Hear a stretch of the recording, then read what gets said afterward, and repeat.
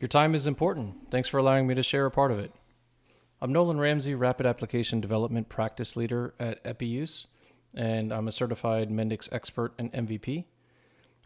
Today I'm going to talk a little bit about a custom login page and how you set that up. It's a brief tutorial on that, and I'm going to be using Mendix 8.6.2. So first, before we dive in too deep here, I guess, here, let me say hi. Hey, everybody. We're going to keep this pretty informal and try to not use too much of your time here. So I'm going to go fast, but hey, it's a video. You can watch it as many times as you want. I first want to answer the question about why would you want to create a custom login page? Most of the applications that we build are for enterprises, and enterprises typically have a IDP for single sign-on that we leverage. So most of the time, the applications that we build, nobody's ever going to see a login page that we create in Mendix. It's not necessary because of how that, when somebody hits the website, if they're not authenticated already through single sign-on, we bounce it over to the IDP. The IDP that the company uses already has a login authentication process that the person goes through. And once they get authenticated, it sends back a token to Mendix, and we use that to authenticate them. Basically, we get a yes or no. Now, on other applications, you might want to build such as a B2C, like business to consumer.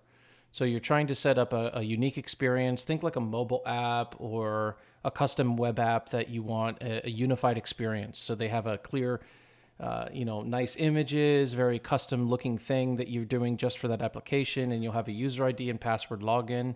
You could potentially add in like an OAuth button for like Google or Facebook. Some people use things like that to use that as their authentication engine to get in. But for today's purposes, I'm just going to deal with a custom login form, with an ID and a password, and then signing into the application. So to pull that off, there's a couple of things that you need to be aware of and how to do it so that you don't, set this up incorrectly. Obviously, authentication is a pretty important topic.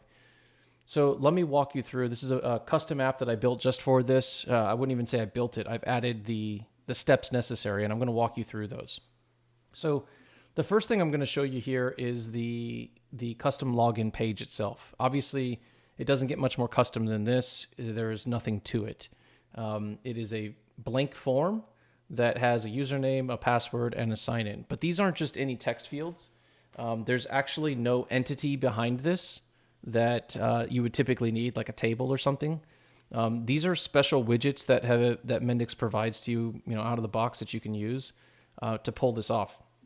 So what this object here, the username object, it's called the login ID text box. So the only customization I did here is I just changed form orientation to vertical because my designer hates it when we leave it on horizontal. But just so that you know that this isn't like some crazy thing, if I just hit add widget and I type in, I believe it was called the login ID text box, correct? Right here. You can see under authentication widgets that there are those. So I want to give you some perspective. Under authentication widgets, which is like way down here somewhere, here we go. You can see that there's an ID text box, a password text box, a sign-in button, sign-out button, and validation messages. I don't have a validation message on here, but I can quickly add that. And I'll just say validation message that I'm going to just drop under here. So what this will do is when you attempt to sign in, if there's a problem, it's going to give you back whatever the validation is that you have set up. For example, if the system says you're not authenticated, it's going to tell you the problem here. If you don't add this in, the user's not going to know why they're not getting logged in. So this is an important thing to add. Okay, so the other part of this page that is important to note, besides the basic sign-in button, is I'm just going to click in the white space out here. It's an easy way to get back to the properties of the page itself. And you'll see that right here on the layout, you have the typical Atlas default, Atlas top bar. I built a layout custom login because I wanted there to be nothing on the page. I want it to be completely blank. I don't want a top bar. I don't want a sidebar. I don't want any buttons that I can access. This needs to be a focal point that people hit, and they have to get through this gate in order to get into the application. So how did I build that? Right over here, you'll see I have a layout custom login. The way I built it is I just right-clicked on it, said add other, and I picked layout. And what I created, it actually created this by default. This is what it looked like, and this is what I wanted. I didn't do any, add a top region or any of this sort of stuff. I'm just bare bones. You guys can customize it to your heart's content. But I wanted something that didn't have any other ways to navigate within this application except for this focal point that we're creating. All right, that's the easy part. Now, let's jump over here to our project security. And you'll notice that, first of all, to pull this off, if you're going to have people authenticate in your system, you need the security level to at least be on prototype.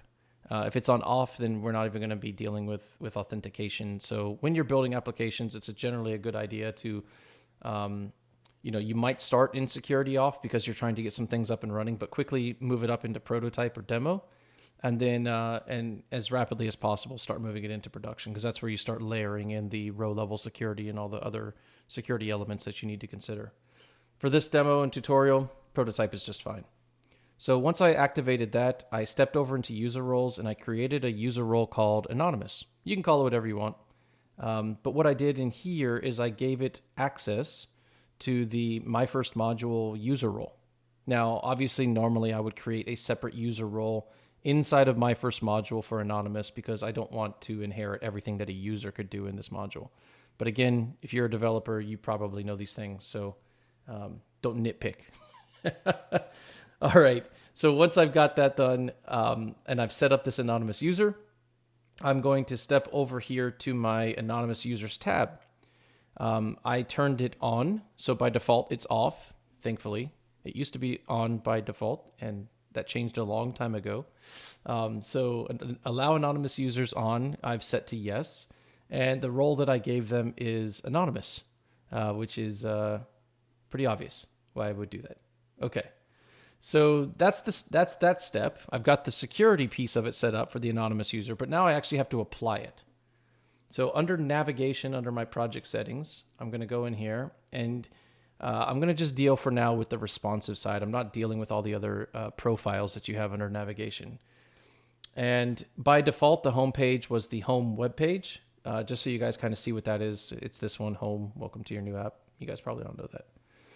And what I did is I came in here and I said that my role-based home page for now was going to be the custom login. And the sign-in page was the custom login page. Now, I'm still tinkering around with this. I'm sure there's some different ways to do some stuff here. This is how I've gotten it to work in the short term, but yeah, I'm still playing around with some things about role-based home pages versus the sign-in pages, and I will probably add more context to this at a later date as I do more experimentation. All right, so now that I've got that set up and I'm pointing to the custom login page for the anonymous user, let's go ahead and start this application and take a look at what it looks like. So I'm going to, I'm already running it locally, but let's make sure that it doesn't have any thing changes or anything like that in here. I'm going to run it on my local machine here, and then I'm going to click view. There we go, up and running. And here you go, I'm on my custom login page. So I know some of you guys have set up authentication before and you've seen the default Mendix login page. It's, it's nice. It's got some blue graphic over here. It's got like the login credential stuff over here, and that's great. I see this little guy over here because I've allowed anonymous users for testing purposes. This only works on my local machine. So if I wanted to try to log in right now, I could just click the button and it's going to let me in. That's an easy trick for developers, but I'm not dealing with that. I'm signing back out and I want to have my custom login page. So this wouldn't exist in your production app or anything like that.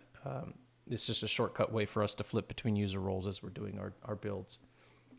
So here we go. I've got to log into the application. Now, I haven't set up any user roles. I just have the MX, the master user role for now, and I didn't do that right because it's case sensitive.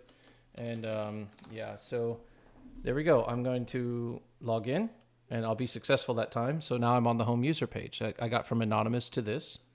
I'll sign back out, and let me just try to log in with somebody who doesn't exist. Tester user or something like that. And I don't know, there's no password, it won't work. So you can see here that I got the authentication message, the validation message that the username or password you entered is incorrect.